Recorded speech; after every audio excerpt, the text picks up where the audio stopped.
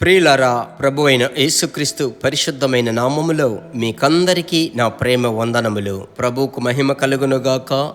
యేసు దర్శించుచున్నాడు పరిచర్య కుటుంబంలో కూడుకొని ఉన్న మీరు దినము ప్రభు మహాకృప చేత పరిశుద్ధాత్మనితో అనుదినము సందేశము వినుటకు దేవుడు మమ్ములను బలపరుస్తున్నాడు, నడిపిస్తున్నాడు.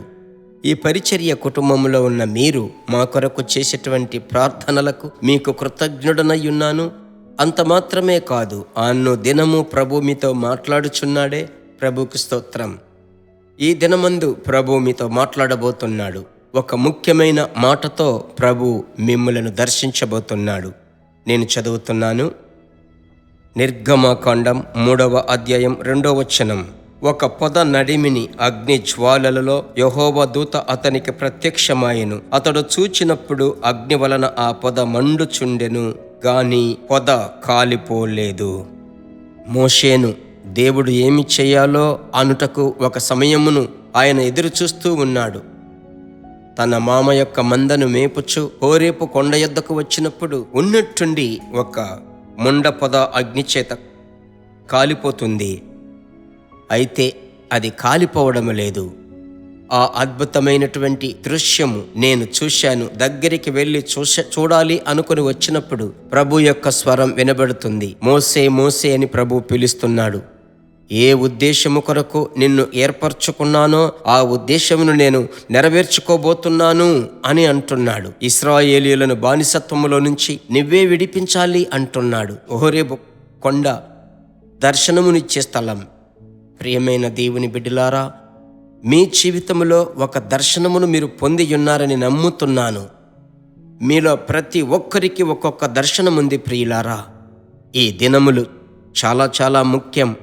అందువలన మీరు ప్రభు దగ్గర అడగాలి, ప్రభువా, ఎందుకొరకు మీరు నన్ను ఏర్పరచుకున్నారయ్యా? నా పట్ల మీరు కలిగి ఉన్న దర్శనమేమిటి, ఉద్దేశమేమిటి నాకు నేర్పించండి. ఖచ్చితముగా దర్శనమిస్తాడు. దర్శనం అంటే ఏమిటి? హృదయంలో ఉద్భవిస్తుంది. అలా చెయ్యాలి, ఇలా చెయ్యాలి, ఒక వస్తువు కొనాలి, ఒక మోటార్ సైకిల్ కొనాలి, ఒక కారు కావాలి అని మీరు హృదయంలో ఆశిస్తున్నారు కదా. అలాగే ఆత్మీయ జీవితంలో ప్రభు మీకు ఇచ్చేటువంటి భారం, ప్రణాళికలు, కోరికలు అన్నిటినీ దేవుని సన్నిధిలో ఉంచి ప్రార్థించగా ఆ దర్శనం పని చేయడం మొదలవుతుంది. సరేనా? మీ యొక్క జీవితములో, కుటుంబములో, భవిష్యత్తుకు అన్నిటికీ నేను చెప్పుచున్నాను.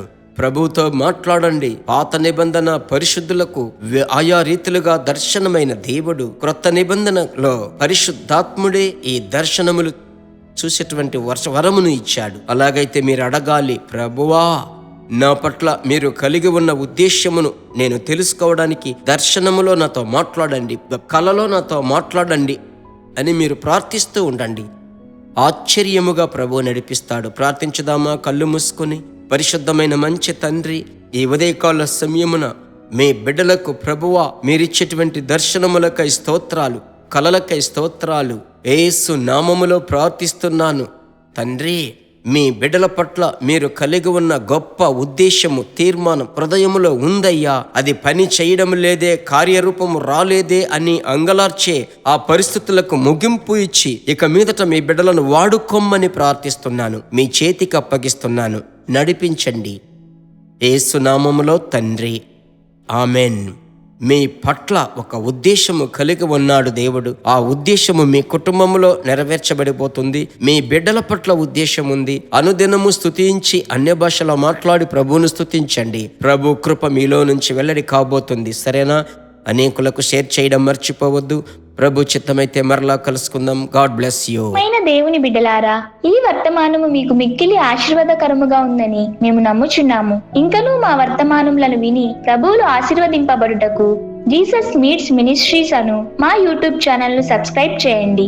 మరియు మా ప్రార్థన సహాయముకై మీరు సంప్రదించవలసిన మా ఫోన్ నెంబర్ 9841425286 మరియు 7295463663.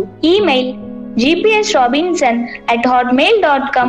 ప్రభు మిమ్మును ఆశీర్వదించునుగాక.